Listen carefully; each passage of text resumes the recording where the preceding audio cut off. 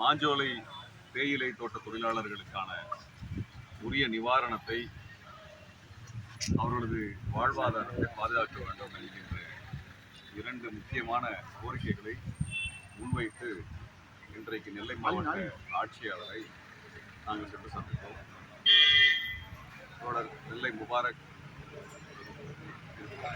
தோழர் பிலால், மனிதநேய ஜனநாயக கட்சி மற்றும் விடுதலை சிறுத்தைகள் கட்சி மற்றும் இப்பகுதியினுடைய மக்களினுடைய வாழ்வாதார உரிமைக்காக போராடக்கூடிய மருத்துவர் டேனியல் உள்ளிட்ட நாங்கள் எல்லோரும் சென்று ஆட்சியாளரை சென்று சந்தித்தோம். அதில் மக்களினுடைய மக்களுக்கான நட்டை ஈடாக அந்த நிறுவனத்தை, மாஞ்சோலை நிறுவனத்தை மூடுகிறார்கள். அது வந்து அந்த மக்கள் விரும்பி நடந்த விஷயம் அல்ல, அந்த நிறுவனமே அதை மூடுகிறது. அப்படி மூடப்படுகின்ற சூழலில் அந்த மக்களுக்கு வருடத்திற்கு குறைந்தபட்சம் 150 நாளிலிருந்து 200 நாள் என்கின்ற விகிதத்தில் அவர்களுக்கான நஷ்டஈட தரணும் என்கின்ற கோரிக்கை நாங்கள் முன்வைக்கிறோம். ஏன்னால் அது வந்து புதிய கோரிக்கை அல்ல. 2 வருடங்களுக்கு முன்பு சென்னையினுடைய போர்டு நிறுவனம் இதே விகிதத்தில் தான் நஷ்டஈட கொடுத்து வெளியேறினாங்க. BMW இதே போன்ற ஒரு நஷ்டஈட கொடுத்து தான் வெளியேறினாங்க. இது போல பல நிறுவனங்கள் இந்த நஷ்டஈட வைத்து தான் வெளியேறியிருக்கிறது. சட்டபூர்வமாக வைத்துக் கொள்ளலாமே ஒழிய அது இந்த இது போன்ற 4 தலைமுறைகளாக சுரண்டப்பட்டவர்களுக்கு செல்லுபடி ஆகாது என்கின்ற வாதத்தை நாங்கள் ஆட்சியாளரிடத்தில் மக்களின் கோரிக்கையாக முன்வைத்தோம். இரண்டாவதாக, நட்டையீடை பெற்றுக் கொடுக்கக்கூடிய பொறுப்பு அரசினுடைய பொறுப்பு. அது தவிர்த்து வாழ்வை மேலும் வளர்ச்சியாக பலப்படுத்திக் கொள்கின்ற வகையில், ஏன்னால் அப்படி ஒரு வளர்ச்சியோ பலப்படுத்தலோ மாஞ்சோலையில் நடக்கலை. அவர்கள் கிட்டத்தட்ட 4 தலைமுறையாக கூலிகளாகத்தான் இருந்து கொண்டிருக்கிறார்கள். ஆகவே அவர்கள் வெளியில் வந்தாவது அவர்கள் வளத்தோடு வாழ வேண்டும் என்கின்ற ஒரு லட்சியத்தை முன்வைத்து சமூக நீதி அரசு என்று திராவிட முன்னேற்றக் கழக அரசு தொடர்ச்சியாக பேசி வருகிறது. ஆகவே அந்த கொள்கை கோட்பாட்டின் அடிப்படையில் அவர்களுக்கான சமவெளியிலே குறைந்தபட்சம் 5 ஏக்கர் நிலம் கொடுக்கப்பட வேண்டும் என்றும், அவர்களுக்கு அவர்களது மாஞ்சோலை தேயிலை தோட்டத்தை டாண்டி உள்ளிட்ட இந்த தமிழ்நாட்டினுடைய இந்த நிறுவனமே எடுத்து நடத்த வேண்டும் என்பதை நாங்கள் கோரிக்கையாக மாஞ்சோலை தேயிலை தோட்டத்தை டாண்டி எடுத்து நடத்தலாம். அந்த மக்களுக்கு அங்கேயே நிலத்தை கொடுப்பது என்பது மிக முக்கியமானது. அவர்களுடைய தேயிலை பயிரிட முடியவில்லை என்றால் அவர் வேறு ஏதும் மலைப்பொருட்களை பயிரிட்டுக் கொள்ள முடியும் என்று சொல்கிறார்கள். அதை ஏற்படுத்தி தர வேண்டும். அது மட்டும் பத்தாது, அவங்களுக்கு சமவெளியில் அவர்களுக்கான குறைந்தபட்சம் 5 ஏக்கர் நிலத்தை ஒப்படைக்கும். இது குறித்து நாங்கள் பேசிய பொழுது அரசு ஒரு குடும்பத்திற்கு 5 ஏக்கர், குறைந்தபட்சம் 5 ஏக்கர் நிலத்தை கொடுக்கணும்னு சொல்லியிருக்காங்க. இது வந்து அவங்க வந்து இந்த வறுமை கோட்டுக்கு கீழாக இருக்கக்கூடிய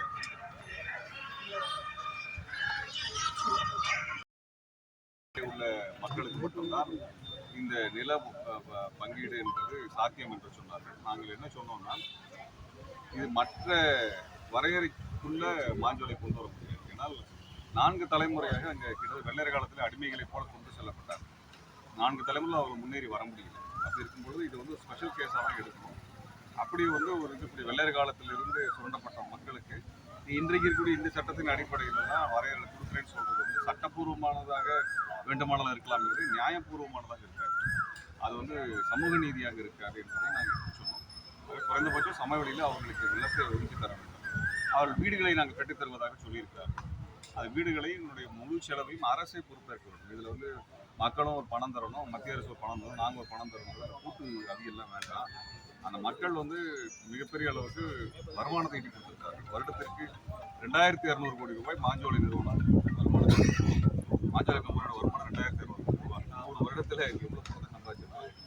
அது தவிர அந்த மாஞ்சோலை நிறுவனத்தினுடைய சொந்த நிறுவனம், அதாவது அதனுடைய தாய் கழகமான பிரிட்டானியா பிஸ்கட்ஸ் கம்பெனி 16,000 கோடி ரூபாய் வருடத்துக்கு சம்பாதிக்கிறது. 16,000 கோடி ரூபாய் வருமானம் ஈட்டுகின்ற ஒரு நிறுவனம். மாஞ்சோலை தேயிலை தோட்டம் என்பது 2200 கோடி ரூபாய் வருமானத்தை கொண்டு வருகிறது. அவர்களால் வந்து இந்த நட்டையிட தர முடியாதுன்னு சொல்லுவது, அல்லது வெறும் 15 நாளுக்கு மட்டும் நட்டையிட கொடுப்பது, வருடத்திற்கு எங்கிட்ட வீட்டு கொடுப்பதெல்லாம் வந்து ஏற்க முடியாது. இது அந்த நிறுவனத்திற்கு சாதகமாக தான் இருக்கும் என்பதை நாங்கள் ஆட்சியாளர்களை எடுத்து சொன்னோம். இது தமிழ்நாடு அரசின் கவனத்திற்கு செல்ல வேண்டும். ஆட்சியாளர் தமிழ்நாடு அரசின் கவனத்துக்கு கொண்டு செல்வார் என்று நாங்கள் நம்புகிறோம். இதற்கிடையிலே அந்த மக்களை வெளியேற்றுகின்ற விதமாக தண்ணீரையும் மின்சாரத்தையும் துண்டிக்கக்கூடாது என்று மதுரை உயர்நீதிமன்றம் சொல்லியிருக்கிறது. இந்த உத்தரவிற்கு மீறி 8 நாட்களாக மாஞ்சோலை பகுதியில் 2 கிராமங்களுக்கு குடிநீர் வழங்கப்படவில்லை, மின்சாரம் வழங்கப்படவில்லை. அதில் வந்து கலெக்டர்கிட்ட சொன்னோம். அதற்கு வந்து அவர்கள் சொல்லக்கூடிய காரணம் முறையான காரணமாக இல்லை. நேற்று இரவு நாங்கள் இதை எங்களது மாநாட்டு பொதுக்கூட்டத்திலே தோழர் நெல்லை முபாரக் அவர்கள் இதை முன்வைத்து இதை உடனடியாக நிவர்த்தி செய்ய வேண்டும் என்று சொன்னார். இன்று காலை அவர்களுக்கு மின்சாரம் வந்துவிட்டு சென்றதாக அந்த மக்கள் சொல்லியிருக்கிறார்கள் என்றால் மின்சாரம் கொடுக்க முடியும், ஆனால் கொடுக்க மறுக்கிறார்கள். அவர்கள் வெளியேற்றுகின்ற அனைத்து விதமான முயற்சிகளையும் மேற்கொள்கிறார்கள். ஆகவே இதையெல்லாம் நாங்கள் அரசின் கவனத்தில் கொண்டு செல்ல வேண்டும் என்று கலெக்டரிடம் ஆட்சியாளர் சொல்வதற்காக இன்றைக்கு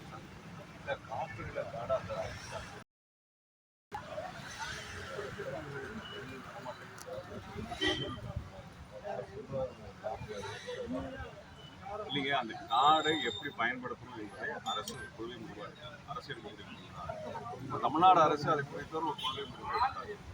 அது ஏற்கனவே காடு இவ்வளோ காலம் அங்கே தான் இருக்கும். 100 வருஷமா அந்த தோட்டம் தேயிலை தோட்டம் அங்கே தான் இருக்கு. அப்போ 100 வருடமாக அந்த வனவிலங்குகளால் பெரிதளவுக்கு அந்த மக்கள் பாதிக்கப்பட்டதாகவும் அந்த மக்களால் வனவிலங்கு பாதிக்கப்பட்டதாகவும் நமக்கு செய்தி. பாலக்காட்டிலேருந்து கோயம்புத்தூர் போகிற ரயில்வே ட்ராக் அடிபட்டு சாகக்கூடிய யானை இழப்பு கூட அங்கே எந்த துன்புறுத்தலும் நடக்கல. அதனால் வந்து நம்ம வனத்தையும் பாதுகாக்க வேண்டும், மக்களையும் பாதுகாக்க வேண்டும் என்ற பொறுப்பு இருக்கிறது. இரண்டிற்கும் ஏற்ப ஒரு கொள்கை முடிவு எடுக்கணும். கம்பெனிக்கு சாதகமாக எடுத்துக்கூடாது. வருஷத்துக்கு கிட்டத்தட்ட 30,000-40,000 கோடி ரூபாய் சம்பாதிக்க கம்பெனிக்கு சாதகமாக. அதே போல் நாங்கள் ஒரு முடிவு எடுத்திருக்கிறோம். பிரிட்டானியா கம்பெனியுடைய பிஸ்கட்டுகளை தமிழர்கள் புறக்கணிக்க வேண்டும். தமிழ்நாடு முழுவதும் இந்த திமுக அரசாவது அந்த மக்களுக்கு நீதி வழங்கும் நாங்கள் எதிர்பார்க்கிறோம். அதனால் 25 வருஷத்துக்கு முன்னாடி இதே தாமிரபரணி ஆத்தங்கரையில் அந்த மக்கள் அடிப்பாங்க.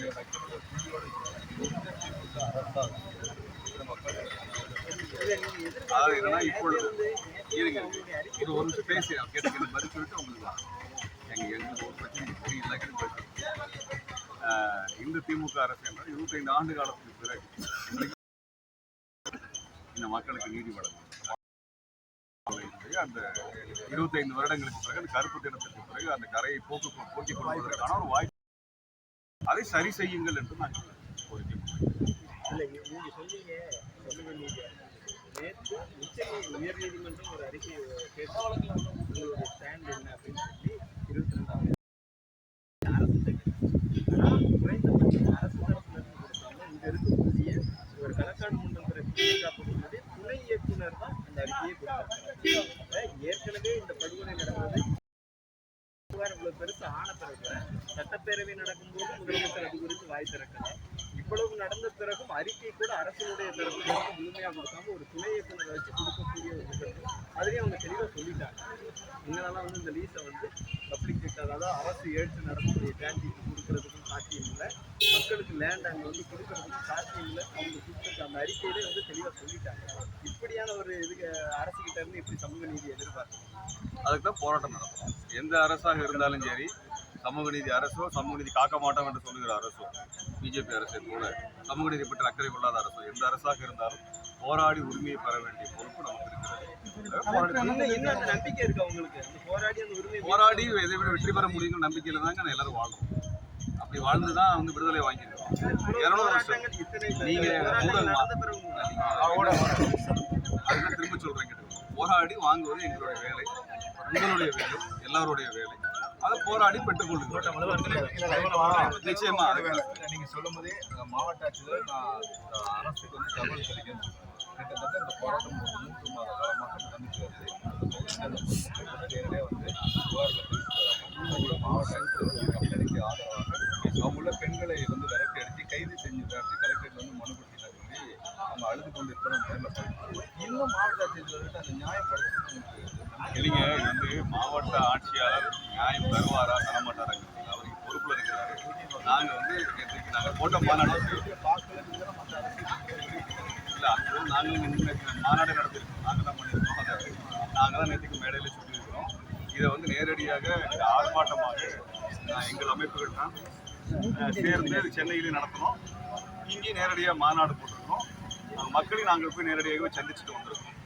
அதனால நாங்கள் வந்து இதை அனைத்து தரப்பிடத்திலும் கொண்டு போய் நாங்கள் நீதிமன்றத்துக்கு போகிறோம், அதிகாரிகள்கிட்ட போகிறோம், தேவைப்பட்டால் அமைச்சர் இடத்துல மக்கள் போவார்கள். அந்த மக்களிடத்திலும் சந்திக்கிறோம், போராட்டம் நடத்துகின்றோம், பத்திரிகையாளர் சந்திப்பு நடத்துகிறோம், எல்லாமே செய்கிறோம். இப்படியான ஒரு அழுத்தத்தை கொடுக்கின்ற பொறுப்பை தான் நம்ம எடுத்து செய்யணும். இந்த மக்கள் என்ன சார் சொல்றாங்க? நீங்க பார்த்தவங்க அவங்க என்ன சொல்றாங்க? மக்கள் அங்கேயே வாழணும்னு நினைக்கிறாங்க. அவர்களுக்கு உரிய நட்டையீடு தரணுங்கிறது நாங்களும் வலியுறுத்தோம். ஆனா மாவட்ட ஆட்சித்தலைவர் வந்து விவசாயிகள் குறைதீர்க்கும் நாள் கூடுதல் சொல்றாரு. மக்கள் எல்லாருமே சம்மதமா அங்கிருந்து வெளியே வரதுக்கு தயாரா இருக்காங்க. யாராவது அங்கிருந்து வரலைன்னா இண்டிவிஜுவலா ஒவ்வொரு மனுவும் என்னிடம் கொடுத்தா நான் அதுக்கு நடவடிக்கை எடுப்பேன்னு சொல்றாரு. இல்லைங்க, அப்படி இப்ப- அதுக்கு ஏதாவது உங்க இப்போ அமைப்பு ஒரே ஒரு விஷயம் என்னன்னா, நீதிமன்றம் வந்து ஸ்டேட்டஸ் கோ மெயின்டைன் பண்ண சொல்லியிருக்காங்க. அந்த மக்களை அப்புறப்படுத்தக்கூடாதுன்னு சொல்லியிருக்காங்க. அதை மீறி மின்சாரமும் குடிநீரும் துண்டிக்கப்பட்டதுனால நேரம் இன்னைக்கு வந்து ஆட்சியாளர் பார்க்க வந்திருக்கோம். நேற்றுக்கு மேடையிலே சொன்னோம், நாளைக்கு காலைக்குள்ள எல்லாம் சரி பண்ண வேண்டும். இல்லை என்றால் அதற்குரிய அடுத்த கட்ட நடவடிக்கை நாங்கள் மேற்கொள்வோம் என்று சொல்லி தான் நாங்கள் இன்றைக்கு கலெக்டரை வந்து பார்க்க வந்திருக்கோம். கலெக்டர் உறுதியளித்திருக்கிறார், உடனடியாக நாங்கள் வந்து சரி செஞ்சு தரோம்னு சொல்லியிருக்காரு. அந்த மக்களிடத்தில் பேசி காலையில் மின்சாரம் வந்துவிட்டு சென்றது உறுதி செய்வதாக அவர் சொல்லுவதாக சொல்லியிருக்காருன்னு சொன்னாங்க. இபியில இருந்தும் பேசியிருக்கிறாங்க, நாங்கள் பண்ணித்தரோம்னு சொல்லியிருக்கிறாங்க. இது ஒரு நாள் பொறுத்து வந்து பார்ப்போம். Okay sir.